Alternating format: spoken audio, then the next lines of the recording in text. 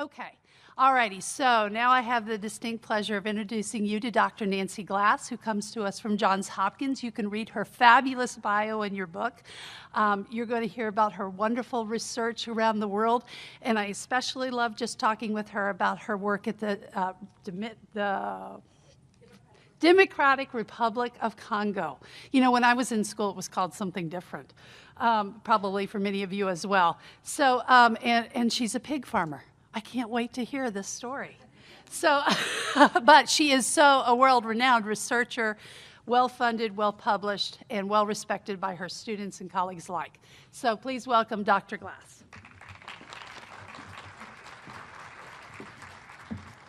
So good morning. It's really nice to be here in Atlanta. I got out of Baltimore with the horrible snow. And gosh, what a bunch of committed folks up here at 8:15 in the morning. I really appreciate that. So I'm going to take you on a little bit of a trip to the Democratic Republic of Congo and the work we've been doing there for the last 10 years. And I think the first message I want to give to students or junior researchers that what I said was 10 years. This is the long game. This is a process. And partnerships take time, and getting funding takes time. So you will hit bumps in the road, but don't be discouraged. If NIH will fund pigs in the Congo, they'll fund anything. So let's go. Okay, great. So the first thing is just starting out with, these are some of my partners in the DRC. I have an amazing group of colleagues that I've worked with, and these are partners with vision and passion and commitment to success and rebuilding their communities post-conflict. So, I give all the success to the commitment of these amazing people. So just to let you know where we are, if you haven't been to the Congo recently, it is in the center of Africa. It's a massive country. It's about the size of the U.S., east of the Mississippi. And it is surrounded by 11 other African countries. It has about 20 kilometers of ocean front on the west, and that's where I was a Peace Corps volunteer here in the early 90s and fell in love with the country and was lucky enough to go back to the eastern part of the country, and that's where you see the small map pulled out, and we're in the area, it might be a little bit hard to read, but our research is in the Kalehe area of the eastern part of the DRC. And just to give you context, this is the area that was, when the genocide in Rwanda in the early 90s occurred, this is where about 1 million refugees moved into the country. And you can imagine the impact on the community. And so the conflict followed into this area. This is also one of the most rich areas in coltan, which is, if you look at your smartphones or our computers, that's the mineral that allows us to heat up our batteries without exploding, unless you have a Samsung. But this is an incredibly important mineral, very rare, but about 80% of the Earth reserve is in this part of the Congo. So there's a lot of conflict over land and minerals. There's diamonds, there's gold. So this is what keeps the instability and fragility in this community. So also let me just give you where the country rates against other countries that really looking at economic development. So when we look at the Human Development Index, which is a global index, and that's really how we define long and healthy lives and access to knowledge and decent standard of living, the DR Congo is 186 out of 187 countries that are included in the measure. And this certainly is linked to the conflict and insecurity since the 90s, but also very few women, especially about 10% of women, have any access to secondary or higher level of education, and only about 35% or 36% of men. So in our study, I'll talk a little bit more about this, 60% of the men and women in our study had no education. A lot of that had to do with conflict and the lack of access to schools and safety. And there is a complete absence of governance in this part of the country. There is a president, although his mandate was over in 2015, and he won't leave office. He won't hold election. This creates more insecurity. But imagine a country where you can't go from east to west on a road. There's no roads. You have to take the Congo River, which would take about 2 weeks. And so there's not, you either have to fly. It's cheaper. It costs about $1,000 to fly across the country. It's easier. Sometimes it's cheaper to go to Brussels and then come back down to Kinshasa. So it's a very hard to move, and that impacts the economy, of course. So a lot of people are involved in the informal economy, and this is why the work we're doing. And then looking at gender inequality, my area is violence prevention research. So I really went to Congo looking at inequalities and reproductive health and economic empowerment and activity. And in the Gender Inequality Index, Congo is 144th out of 148 countries that participate in the measure. And for 540 women die from pregnancy-related causes for every 100,000 live births. And only 8% of members of parliament are women. I tell them that's about the same in the US, so they're okay. 70% of women and 73% of men are in the labor market out of necessity, certainly supporting families, but women are primarily in the informal markets and with limited protections of their resources, legal protection or access to credit collateral to build their businesses. And also, this has to be one of the most beautiful areas of the world. It's on Lake Kivu, which is one of the largest lakes in the world. It's in the mountains. The weather is impeccable. There's no humidity. Imagine that, Atlanta. In the evening, it gets down to about 70, 75, and it gets up to about 80, 85 during the day. So it's a beautiful area to be. But there's been quite a lot of environmental degradation related to, which causes competition, certainly, and conflict over the natural resources. And so most people depend on agricultural, animal husbandry, forestry, or artisanal mining or small-scale mining for their livelihood. There's no real industries here. You imagine with no infrastructure, no governance, it's hard to set up a business, a large business or industry. So we've been working the last 10 years to develop a program called, and this is a promotion of rural families, is the English sort of this promotion de la famille paysan. And so this is in the South Kivu region, and so this is one of our families that we work with, and you'll see in these cages here are their pigs. And so we'll talk a little bit more why pigs and why we've moved to this direction. So we got an idea with my partner in Congo to develop a program called Pigs for Peace. And it's a hybrid microfinance asset transfer program. And what that means is our project loans a family, a household, a pig when the pig's about 3 months old. You can wean a pig from a mom when they're 3 months old. I know way too much about pigs now. But, and then we mentor them. We do home visitation. You can tell the nurse in me, we do a lot of home visits. We do a lot of mentorship about care and about health and linking animal health to human health. At 8 months, we support them in the first breeding of that animal. And a pig gestation is 3 months, 3 weeks, and 3 days. And so when they give birth, we ask the family to pay back that loan with a piglet for the loan and a piglet for the interest. So they give 2 back to the project, which we give to other members in the community. So that's how we've grown. In our study, on average, the first offspring is 6 piglets. So they give 2 back to us. They remain with 4 and the original mom, and they move forward. They don't owe us anymore. We mentor them to continue, and that's how they build their savings account, in essence. Remember, 4%, well, remember, I haven't told you yet, but 4% of the population has electricity. So no one's butchering a pig and having it for dinner, because it's just, there's no refrigeration. So this is more like a savings account where they can address crisis or opportunities. So, for example, women and men. About 80% of our participants are women, and I'll tell you why in a second. But they use it to pay school fees. They sell a piglet for about $25, or they wait till it gets a bit older and they can sell it for about $70. And they can pay the school fees for their children. They can pay off their medical bills. They can buy medicine. And about the third round of gestation, we're seeing the families start to rebuild their homes. So as you see this thatch roof, they start to put tin on those.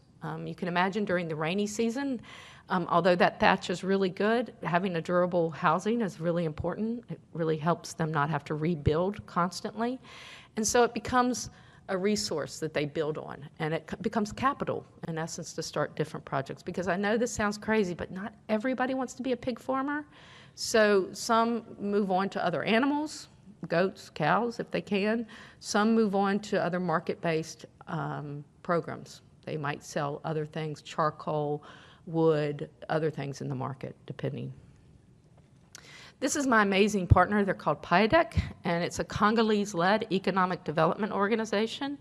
And they've been around through the wars. They've been around for about 30 years now. And the co-founder has been really, I consider him, I always tease my partner that my soulmate is a 65-year-old Congolese man. But he is just such an incredible human being, and I'm so lucky every day to work with him. And so just, if you live in rural Africa or rural many parts of the world, agriculture and animal husbandry is how you gain wealth. And so wealth is not like wealth here, but wealth in the community. And so that's why we've been focusing on animal husbandry as a link to agriculture. Now, we also were, of course, with my focus in research, we work on equality and a gender-responsive program. So the question is, why pigs? Why did we choose pigs? Well, pigs can be owned and sold by women. So cows and goats are part of the dowry system. So in communities, usually a male household pays the female household a cow or goat when they're married. And so that's a long-standing tradition. And so if a woman was to take a cow or goat that was owned by the family, that would be considered almost stealing, because it's seen as for other purposes. And so, but pigs, the men were like, we don't really care. We don't want a pig. And the women were like, right on, we'll take a pig, because they get that pigs are productive. They can give birth twice a year. They give multiple offsprings, where cows and goats are usually one offspring. So, and people always say, why didn't you do chickens? Well, in this area that we work, the majority tribal group is the She people, and many of the older women don't eat chicken or eggs. So that's long-standing, again, cultural. And this is why it's so important to have amazing partners. How would I have known that? It would have taken me years to really notice that some women weren't eating chicken. So having partners that can really tell you the reason why it's better to go with pigs is really incredibly important. And pigs this is a Catholic Protestant community, very, very small number of Muslims. So we weren't offending the community. So these are the reasons we chose the pig. And so we also are focused on environmental sustainability. One of my best jobs is standing and looking. Don't I do a good job of it? Like standing, looking? Yeah. So the reason I'm standing and looking here is we just developed a partnership in the last couple months with the local beer makers. And so this is the waste from beer production. And we're now doing a study with them on how does this improve if we mix this in with the feed for our pigs, because we have a farm with about 103 pigs. If we're doing a study to look at how, if we mix this feed into the other feed, can it improve health outcomes for the pig? I did not know I was doing that when I started nursing school. I got to tell you, this was not the study I had planned. But it is so important when we think of, and we're getting more into this in nursing, but the One Health focus, which is the link between animal and human health and the environment. And this is human waste. So we're recycling the human waste, the beer production, into feed for the animal. These pigs then poop, and we compost that to fertilize our fields. So we're working on that as the environmental sustainability of our project. So in 2010, we were lucky enough to get a funding from the National Institute of Minority Health and Health Disparities. I can't say enough about the center because they took a chance on this, certainly. And so we started a trial in 10 of our villages. So this is the best part of this. We started this project with $400 and 10 pigs. We've grown this project to 35 villages and over 2,000 households. And that's the model of how they pay back, and we continue to move the project, the asset transfer. So we went into 10 villages. We tried to choose a variety of villages, but also we had to go into villages these were going to be new villages that wanted pigs. We had community leaders who said, no, we want you to bring in goats. And we were like, well, we don't have goats. And they were like, well, then we don't want you. So you have to make sure that this is something that the community is on board with as well. So that took a bit of time.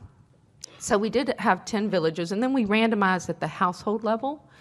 So we had 833 households participating.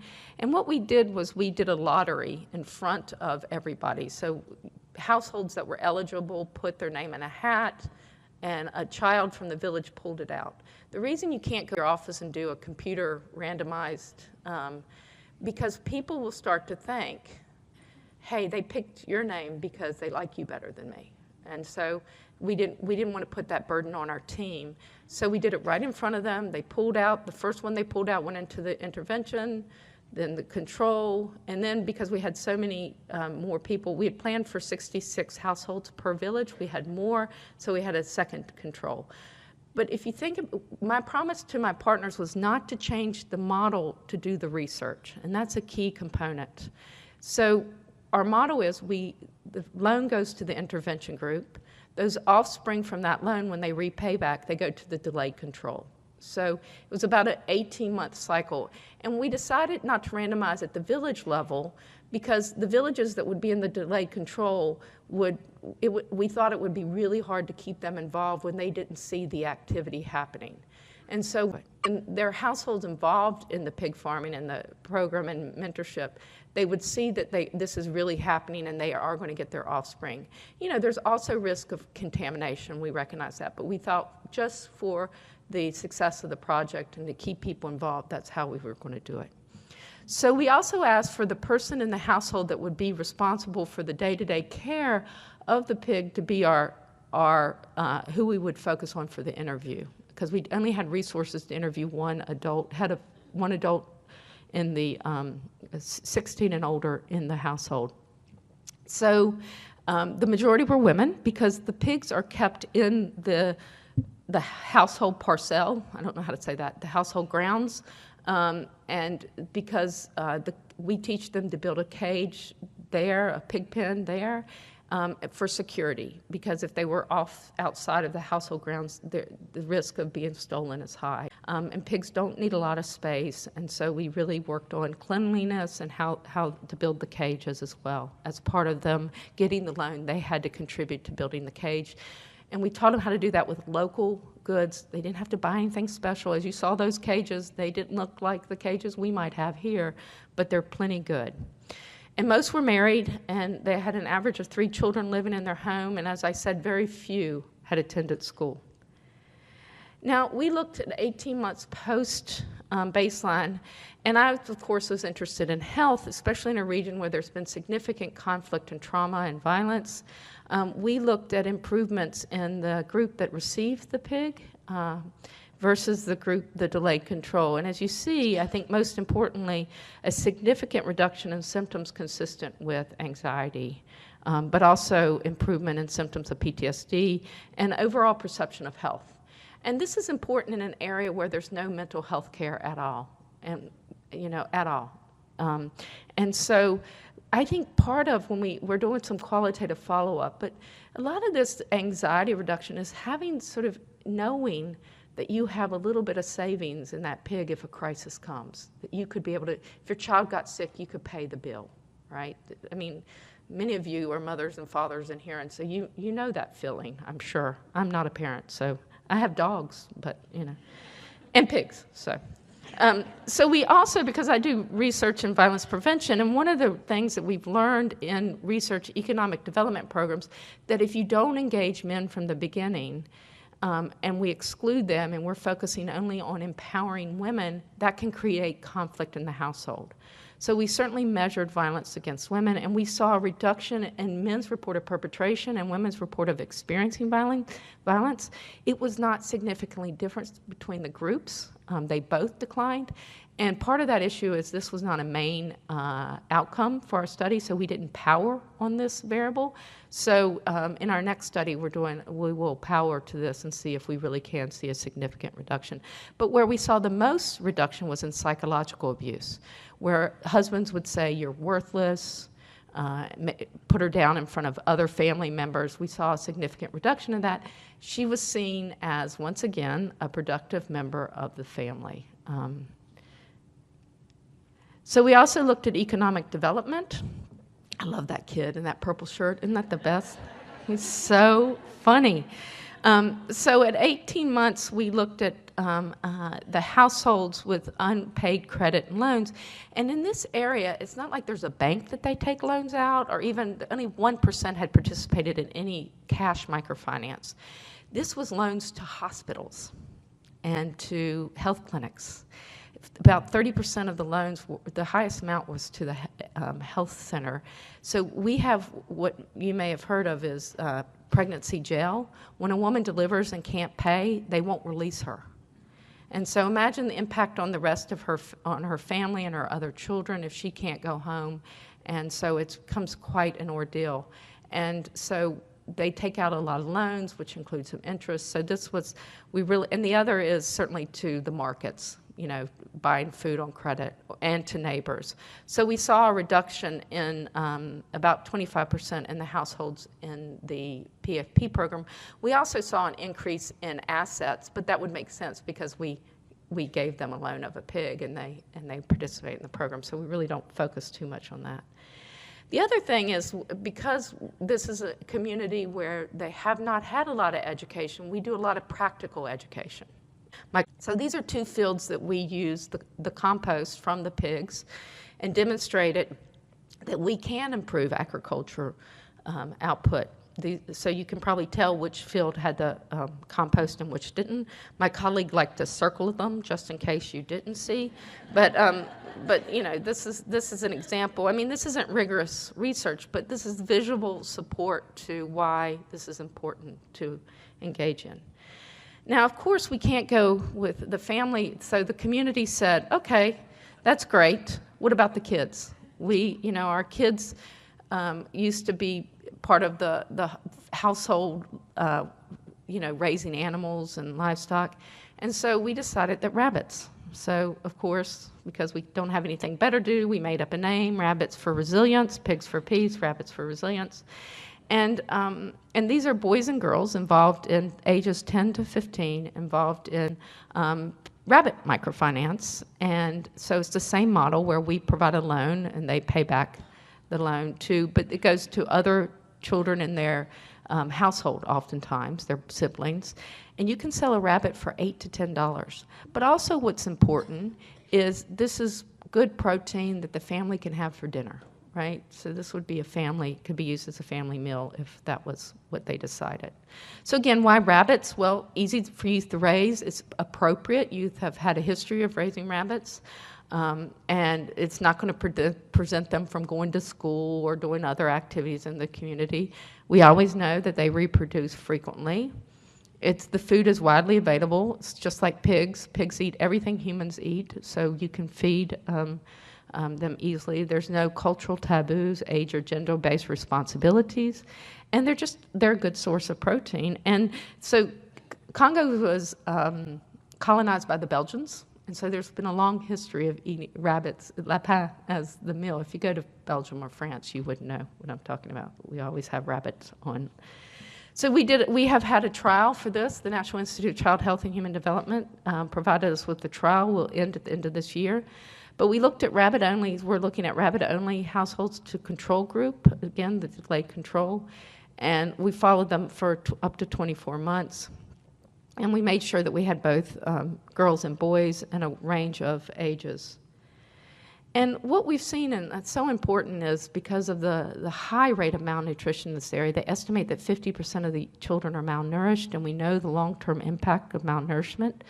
We saw a significant improvement in food security for those families in the rabbits groups. We saw a 21% improvement in the measure of, we're really looking at diversity of food items that they're eating in the last week and in the last 24 hours. And the effect was greatest for the younger children, and that's critically important in the development of the children, where we saw a 45% improvement in food security. We also look at school attendance, again, such an important part of these children's futures, and such an important focus for the parents as to why they're doing the PIG microfinance. It's the primary reason they talk about is getting their kids back into school. It's not an issue of being enrolled, it's an issue of attendance. Girls and boys are both enrolled, but the attendance might be lacking more for girls. If a child's sick in the home, they will stay home and take care of the child while mom works or dad goes. They have to go and do their daily. If people don't go do their daily labor, they're not eating that day. It's not like there's something in the refrigerator, leftovers. So the percent of children missing 2 or more days from the school in the past month declined 17% and then we saw an increase in the control group, which is, could be linked to there's a massive change in the monetarily, because of the instability in the country, the franc, the money there went from 900 francs to $1 to now 1,600 francs to $1. So school becomes more expensive, et cetera. So that might be. And we saw the largest effect in the older children, which might say that in the past, we need to do the qualitative work on this. In the past, these children would leave school because the money wasn't there, and the younger children would be allowed to stay. So these children, even the older school children, were able to stay. And then we looked at stigma. These households have experienced so much conflict and so much negative impact.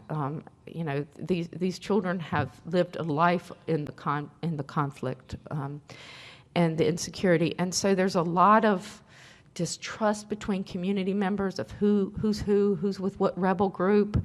There's, when you lose people suddenly, and there's a lot of loss, there's also a lot of witchcraft that comes along with that, and sorcery, and people are labeled as witches, and so if a family member if an adult has a conflict, a problem in the community, their children do too. And so we looked at attitudes and beliefs that lead people to reject or distrust, fear others. And so if you just think for a second, I always try to relate this back to my life. Look at the fear we have in our country of other right now. It's fear drives so much of this, and this is what happens in conflict or unstable situations, the fear of other. And so that impacts how people feel about themselves as well. If they feel like people are afraid of them or judge them, they're going to feel completely worthless, they're going to feel ashamed, they're going to feel that they brought a lot of trouble to their family. And we didn't see an effect on that when we combined the age group, but we did see an effect for the older children. As they're more likely to be out in the community, have more interaction socially. So that might be an important finding. Again, we need to do some follow-up qualitative research. So I'm going to end there. And thank you so much for your attention, and cheers. Would you like to take some questions? Yeah. I'm glad to answer any questions.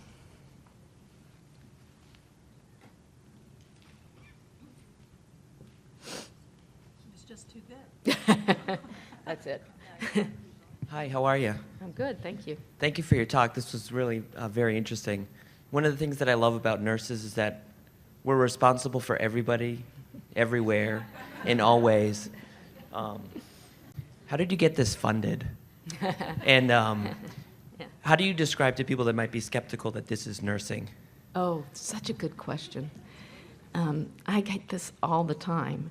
And you guys know this is quintessential nursing, isn't it? This is who we are, bringing the holistic approach, understanding that we can't address the health problems without really addressing the priorities in the community, the economic challenges, the access to resources. To me, this is just who we are and how we're trained. So I constantly have to relate it back to health. Like, how do we improve health, the structural determinants of health? That is how I focus, and that's how I focus on my funding, talking about the structural determinants of health, of trauma and violence and poverty. So that's how I framed it within the studies. I'm now having to frame a little differently, because this is international work, and it's certainly not a priority of our current leadership. And this makes me feel a little creepy when I do this, but when we talk about migration and refugees, if we want people to stay in their own country, like we sound like we do, one of the things we can do is help them build their economic base and stability, peace, stability, health systems. And so, because I can promise you that the Congolese love their country, they want to stay there, but they also want their children to have a future, just like we all do. And when they get to the point where they can't safely stay in their homes and their children are insecure, they have to make a move. And so my colleague Remy has 10 children. And 3 different times, he had to gather all his family and lead them out of his home, not knowing if he would ever come back, to a rural area and hide in the bush. Just imagine. And his children are his oldest son is a physician, now working in Kenya. His oldest daughter is economics major here. She lives in the U.S. And then he has a lawyer in Congo. He has an engineer in Congo. He has, all these amazing children that he has had to. Luckily, he had his microfinance business, and he worked so hard to keep it going. But he made the commitment to stay. But he's worried his children can't find jobs there, and so his children are now not thinking necessarily that they're going to go to the U.S., but they're going to go to other African countries where there are opportunities. And that's that brain drain, right? That excellence that leaves the country that we're really struggling with. So I have been focusing now on shifting how I sell the grant to we're trying to build the capacity in country for poverty reduction, development, so that people aren't going to want to migrate. Makes me feel a little creepy, I don't know, but I'll get over it. So I tell you, it's I always consider grant writing as creative writing.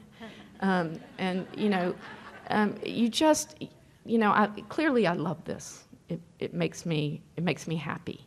And so for me, writing about this isn't hard, but I grab the priorities for whichever institute, and I work from those priorities on how I can link my research to those priorities.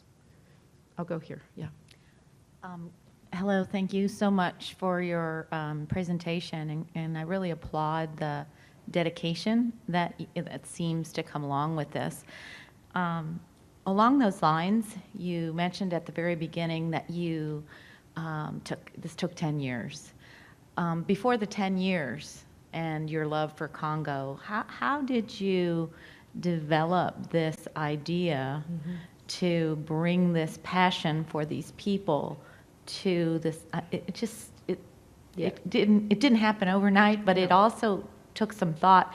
Could you talk about that a little bit? And actually, I'm from Texas A&M, so thank you. So yes, I mean, my research, I didn't immediately focus in global health. I focused certainly in the U.S. My research, again, was in violence prevention, and my funding came from NIH, but was focused on, I did an intervention on reducing workplace violence for home care workers, for example, because there was CDC call on employment, workplace violence, so I twisted myself into a workplace violence person. I also focused on, I've been building a program of research looking at using technology as a resource for young people to reduce violence, exposure to violence. And I also work within the healthcare system. So I have an Office of Women's Health study to look at prevention of violence in primary care settings in multiple states. So I built those lines of research and kind of stabilized myself, you know, like that, and then started, which means, what that means to deans is you have funding, right? Stabilize myself. And so I started then thinking, okay, now I might be ready to go and explore this again with partners. And I always wanted to go back to the Congo. And I felt like I had a little leverage to go into my dean, Martha Hill, you guys might know Martha, and say, if you give me $10,000, if you invest in $10,000, I'll bring in an NIH grant. You know, you kind of go with it, push it. And she looked at me, and because I needed some money to go do some exploratory research in the Congo, talk to people, learn more about what was needed. And she gave me the loan, and I paid it back, and I think a couple times now. But you have to invest. You know, I can't say enough. You have to invest in your research, your time and energy. And you know this. You do it every day. But you also can, you know, ask for a little support to do something innovative or different. $10,000 is really not that much money, but it's amazing what you can do with $10,000. Is there any internal funding that you can get to explore this? You know, that's how I did it, just little by little, building the relationship. So again, give yourself time, but it's always good to build, you know, build your base here with the funding, and then that allowed me to leverage that to go do the global work. Thank you so much for a wonderful and enjoyable presentation, and I can really see your dedication to your research and the population. So your background, as you said, is in violence, and so I was wondering, I know you focused in the Pigs for Peace on violence reduction in women. Have you thought about, with the Rabbits and Resilience, looking at violence reduction in children? Yes, we have that data. That was a big part of violence between siblings and peers, but also we're starting to look at harsh punishment and the link, because we know that kind of violence in the home leads to future violence. So yes, we do have, as well as community violence. We haven't finished the study, so I haven't looked at that as carefully yet, but yes. Okay, thank you. Thank you, Nancy. That was a wonderful example of so many lessons that we could learn from what you told us this morning about your own resilience and about adaptability and about matching your wishes for research to the agency missions, et cetera. And it wasn't all that many years ago that I was in Uganda, and we were tracking guerrillas, and we reached the edge of the country to the Congo, and we were standing there with this enormous, very dark river in front of us, and we're told we couldn't go across because the country was at war. We could see the soldiers and all of that, and there was such violence. Not much later than that, a colleague from Justice went to help them create new laws to rebuild the society, and he had so many stories, you know, writing back that were of violence and enormously difficult circumstances. So I understand that you have a love of Congo, but I'm also very impressed with your strategy and your thinking process of how you decided to go into an area that was so underdeveloped. Was it because the need was so great? Was it because of your passion? How were you able to find the people to work with? How were you able to develop partners? And so that's an enormous amount of work, and I think it would be interesting to see how you strategize that, and would also have lessons for us in other environments that seem equally daunting, although not quite as difficult. So one of the best things is I had lived there as a Peace Corps volunteer. So I'd lived I did my Peace Corps training for 3 months right in the town where I work outside that town now. So I knew a little bit. I had some colleagues there that I just had stayed in contact with. But how I got back to this partner was a professor at Hopkins introduced me to an economics professor at University of Maryland, Baltimore County, who was from Congo. And we just started talking, and he said, well, my father-in-law runs a microfinance organization in Congo. If you're going to go back, I'd borrowed this $10,000 from the dean. If you're going to go back, why don't I have him meet you, and he can show you around? And so that's how it started. And that's how my partnership with Remy, my colleague, and I started. And for 2 weeks, the two of us got in a car, and we drove around the area, the rural area. And, you know, the thing about when people live in fragile or insecure settings, communication is so important, and everybody has a cell phone. So you would call ahead and say, how are the roads, any issues? And so that's how we traveled for the first couple weeks. And Remy, I think he himself, because he had lived in Bukavu, which is the capital city, didn't realize how bad it was out in those rural areas because they hadn't been out in years. And so it really impacted him as a microfinance expert on how he's going to get resources to the far outer rural areas that were just so impacted. So it became a passion for both of us, really thinking through. So, you know, it's, you know, relationships just start with a conversation and then just follow up. The thing that I always loved about Renmi is he was, you know, he was right in my face. You know, and I like that. Like, this will not work. That is a stupid idea. We're not going to do that. And you need that in true partnerships, or you waste time going down the wrong path. And I'm not saying we didn't make mistakes, because we did, and we've learned a lot. But having a true partner who will tell you what's right or wrong is really important.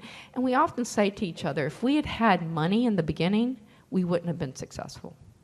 It was that little bit of money that we had the nickel and dime, and we trusted each other, that we weren't trying to get over on each other, that we were able to really think through the project. So now I'm ready for millions of dollars. We got the infrastructure. But before, I don't think it would work. And the stability, so the key thing is, you know, I am French speaking. I do speak a bit of Swahili. I understand Swahili. I feel very comfortable there, and you know, after being there for 10 years, I have my own car there, I have a little place there, but I'm in a secure area with living on the same grounds with my colleague and his family. They built an apartment, they call it the apartment of transition. When their sons would be getting ready to marry, they would move them into this apartment so he could start to learn what it was like to be responsible. The daughters already knew, the sons had to move into the apartment. So now I'm in the apartment to transition because all the sons have grown and gotten married. So I'm in the apartment of transition.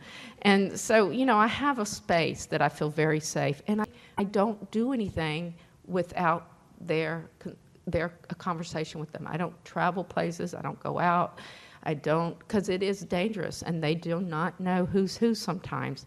And so we still have a lot of fun. I'll go to a restaurant, but a lot of time I just spend with my colleagues or in the villages where I feel very safe. And students have come with me. I've had 2 PhD students who have finished their PhDs, but they have to have had some experience, some language skills, or it's just too hard on them. I can't take students now. It's too dangerous now. And I will go in a couple of weeks, but I'm staying much shorter periods of time. I used to stay all summer, but I probably won't do that because it's too much of a burden on them to do that. Hi, my name is Natalie Joe. I'm from the University of Kentucky. Mm-hmm. I'm a second degree student, so my first degree was ag biotech with I was short of an animal science minor. Yeah. So I thought I totally left that life behind when I came into nursing. This is exciting for me. Yeah. But I was curious with that background, if you've seen or if you've thought about incorporating pigs and humans have very similar health needs. So I was wondering if you've seen an empowerment or a knowledge increase in the women that are taking care of these animals, or if you've thought about incorporating that into their routine. Right. Yes, so one of the things I've been started to talk about, you know, Vermox, which is medication for ringworm or hookworm, which we have a lot of problem.